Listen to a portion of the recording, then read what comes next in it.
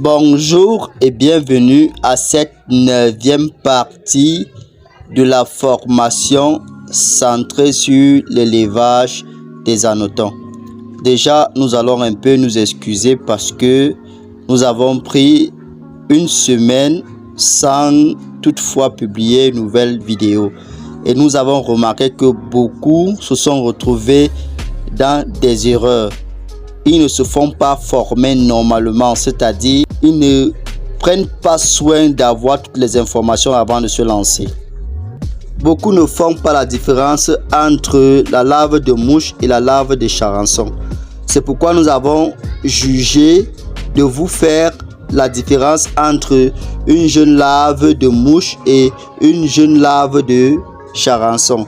Les larves de mouche ont un museau pointu avec un derrière en forme de ventouse, alors que chez les charançons, les larves des charançons ont une petite tête rouge et le derrière n'est pas pointu, il est un peu plus arrondi. Pourquoi est-ce que nous retrouvons des larves de mouche dans nos bacs? C'est cette réponse à cette question qui nous amène à vous montrer cette différence.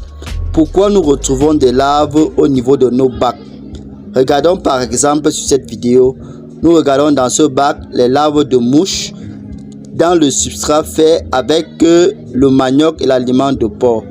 Les larves de mouche se retrouvent dans le bac tout simplement parce que le bac n'a pas été bien fermé déjà d'un, et le bac n'est pas bien entretenu.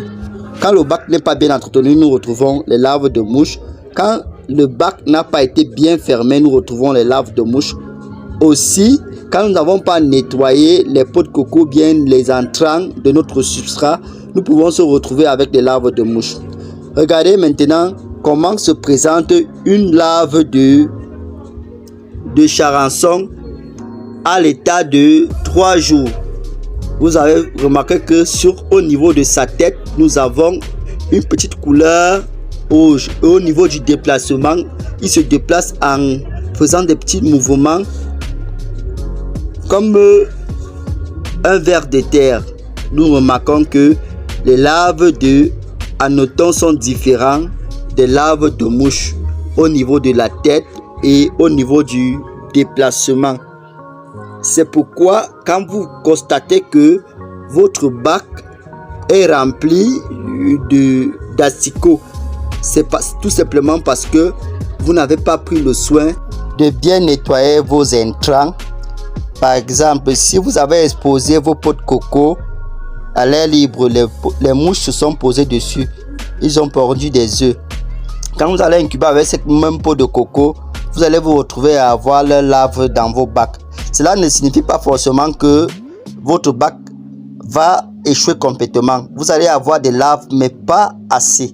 C'est pourquoi nous avons pensé aussi que nous devons vous donner les caractéristiques d'un bac qui va réussir après 10 jours d'incubation. Pour reconnaître un bac qui va réussir après 10 jours d'incubation, la première des choses, c'est de regarder au niveau des bords du bac. Si vous remarquez que le bac transpire, c'est-à-dire qu'il fait chaud dans le bac, ça veut dire que vous devez déjà chercher à connaître pourquoi est-ce qu'il fait chaud dans le bac. Quand le bac transpire, vous allez remarquer les gouttelettes d'eau au bord de votre bac. Ce n'est pas un bon signe. Si vous remarquez aussi que dans le bac, vous avez déjà des petits trucs jaunes, ce sont des œufs de mouches qui sont déjà en train de se former pour donner d'autres mouches. Si vous remarquez ça dans votre bac, ça veut dire que votre bac aussi n'a pas été très bien suivi ou bien n'a pas été très bien élaboré. Donc, ces petites astuces vous permettent de reconnaître si le bac effectivement a été bien fermé ou bien élaboré. Il y a aussi comme astuce dans votre bac, si vous n'écoutez pas des mouvements dans le bac, des mouvements de vie d'hanneton dans le bac, ça veut dire qu'il y a toujours un problème. C'est pourquoi j'aimerais exhorter les uns et les autres. Avant de vous lancer, rassurez-vous que vous avez toutes les informations pour pouvoir incuber un bac tout seul. Parce que j'ai remarqué qu'il y a beaucoup de personnes qui partent, ils recueillent juste un minimum d'informations et ils se lancent immédiatement. Il y a des livres qu'on vend, ils ne prennent pas des livres. Le suivi même, ils ne sont pas intéressés par le suivi des formateurs et ils se lancent comme ça. Quand ils se lancent, ils se heurtent à l'échec et immédiatement ils se disent que ça ne marche pas, ça ne donne pas. Là, nous vous présentons sur la première image un bac qui n'a pas été bien entretenu. Vous allez voir qu'il y a des petits trucs un peu jaunes couverts sur les peaux de coco. Là, ce sont des œufs de mouche qui sont déjà en train de vouloir devenir des mouches. Et sur l'autre deuxième photo un peu plus bas, vous remarquez que ces œufs de mouche sont déposés au niveau des peaux de coco. Ça veut dire que le bac n'a pas eu un bon suivi.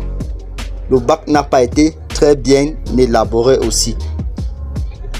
Un peu plus haut, nous voyons un bac qui a été bien élaboré. Vous allez remarquer qu'au niveau du bord de la bassine, il n'y a pas des œufs de mouche. Il n'y a pas d'asticots au niveau du bac. Il n'y a pas de l'eau inondée. Alors que sur le premier bac, sur la première image, vous allez remarquer aussi qu'il y a de l'eau un peu dans le bac, un peu en excédent dans le bac. Ça veut dire que le bac a été inondé et le bac n'est pas bien entretenu. Nous avons pensé à vous montrer comment entretenir un bac dans notre prochaine vidéo. Mais ici, nous parlons d'abord essentiellement des caractéristiques d'un bac qui va réussir en se basant sur certains facteurs après 10 jours. Donc, comme vous voyez sur l'image, vous remarquez que les bacs qui sont mal entretenus ont ces petits trucs jaunes qu'on appelle œufs de mouche, déjà susceptibles de devenir des mouches. Quand vous remarquez ça dans votre bac, c'est que le bac n'a pas été bien élaboré. Mais cela ne signifie pas que vous n'allez pas retrouver quand même quelques larves d'anotons dans les bacs. Nous avons encore eu une remarque. Ceux qui utilisent certains aliments dans certaines zones, parce que cet élevage fonctionne en fonction de la température ambiante aussi. Donc, dans certaines zones, il faudrait plus faire attention avec le type d'aliment qu'on utilise. Si dans la zone où on est, on utilise par exemple le son de blé ou bien le tourteau de palmiste avec le son de blé ou l'aliment de porc et le manioc, il faudrait qu'on s'accentue sur le rafraîchissement du bac au moins après chaque 2 jours. On essaie de regarder si le bac est trop sec. On essaie de regarder si le bac transpire. On essaie de regarder si tout va bien dans le bac après chaque 2 jours. Là, nous allons vous présenter un bac qui n'a pas été bien surveillé après 10 jours. Vous remarquez que le bac est inondé d'eau. On retrouve des asticots au niveau du bac et on retrouve ces œufs de mouche là. Le bac n'a pas été bien surveillé, n'a pas été bien élaboré. Nous allons voir quand nous approchons un peu plus la caméra sur les peaux de coco, nous voyons ce type des œufs dont nous étions en train de parler. Ça, ce sont des œufs de mouche qui sont comme ça sur les peaux de coco, prêts à éclore pour donner des mouches et pour donner encore les asticots au niveau du bac. Mais cela ne va pas signifier que vous n'allez pas avoir quand même les anotons dans le bac, parce que vous pouvez avoir tous ces paramètres-ci et avoir les anotons dans le bac. Voilà par exemple un bac qui a été élaboré avec l'aliment de porc et le manioc.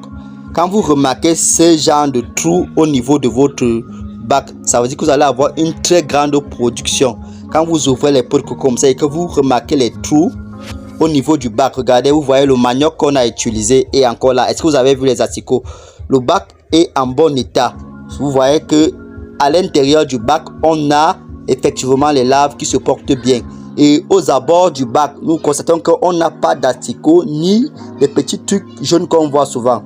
Vous voyez encore un type de bac fait avec le son de blé et le tourteau de palmiste. Ici, nous constatons qu'on n'a pas d'asticots et on a effectivement des petits anotons qui sont au niveau de nos pots de coco que nous avons mis. Là, nous allons vous présenter maintenant un bac que nous avons élaboré avec notre nouveau substrat. Vous allez remarquer que le bac est humide en bas. L'eau bionique permet de maintenir une bonne température au sein du bac. et nous permet ici d'avoir une bonne production après 25 jours. Vous voyez les anotons qui sortent de ce bac. Déjà le goût est celui que nous recherchons. Nous avons encore ce substrat que nous avons élaboré avec le tourteau de palmis et le son de blé. Vous remarquez toujours que nous n'avons pas d'asticot au niveau du bac parce que le bac a été bien fermé, et ça c'est après 10 jours que nous ouvrons comme ça. Le bac a été bien fermé.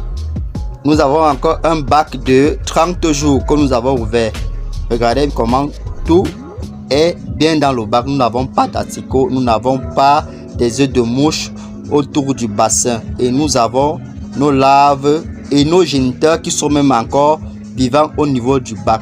Donc le plus important ici, quand nous voulons commencer notre débat, c'est d'abord de bien s'informer, c'est d'abord de bien apprendre en ce qui concerne cet élevage et de maîtriser tous les rouages qui ont trait à cet élevage afin de pouvoir se lancer sans toutefois avoir des difficultés.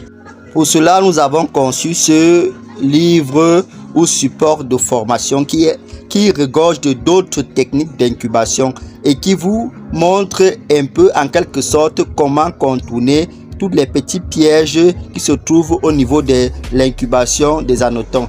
Nous avons aussi élaboré un business plan pour vous aider à essayer de mesurer le coût avant de se lancer dans cet élevage qu'est l'élevage des anotons. Alors ne prenez pas tous ces petits paramètres comme si c'était des jeux et vous lancez immédiatement dans des grandes productions. Commençons d'abord par des petites productions et se laisser accompagner par les formateurs. C'est très important pour pouvoir contourner les pièges qu'il y a dans l'incubation des anotons. Formule spéciale disponible, nous vous attendons pour les commandes. Merci et à la prochaine.